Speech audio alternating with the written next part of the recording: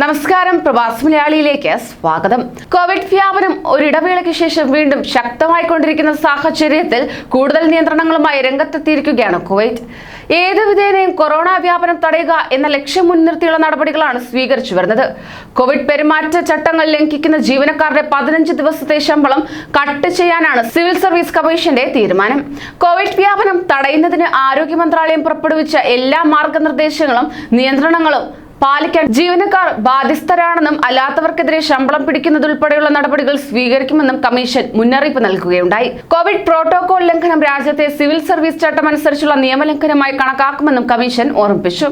എന്നാൽ ഒറ്റയടിക്ക് 15 ദിവസത്തെ ശമ്പളം പിടിക്കില്ലെന്ന് അധികൃതർ അറിയിച്ചു.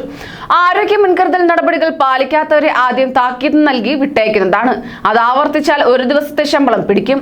നിയമലംഘനം തുടരുകയാണെങ്കിൽ 15 ദിവസം വരെയുള്ള ശമ്പളം കുറയ്ക്കുമെന്നും കമ്മീഷൻ വ്യക്തമാക്കി. ഇതുമായി ബന്ധപ്പെട്ട് കമ്മീഷൻ ഇറക്കിയ സർക്കുലർ എല്ലാ സർക്കാർ ഓഫീസുകൾക്കും ബാധകമാണെന്നും അധികൃതർ പറഞ്ഞു. അതേസമയം രോഗവ്യാപനം രൂക്ഷമായ സാഹചര്യത്തിൽ ഞായറാഴ്ച മുതൽ 2 ആഴ്ചത്തേക്ക് വിദേശികൾക്ക് പ്രവേശന വിലക്ക് ഏർപ്പെടുത്തിയിരിക്കുകയാണ് കുവൈറ്റ്. ഫെബ്രുവരി 21 മുതൽ രാജ്യത്തെത്തുന്നവർക്ക് ഒരാഴ്ചത്തെ നിർബന്ധിത ക്വാറന്റൈൻ അടക്കം 2 ആഴ്ചത്തെ ക്വാറന്റൈൻ നിർബന്ധമാക്കിയിട്ടുണ്ട്.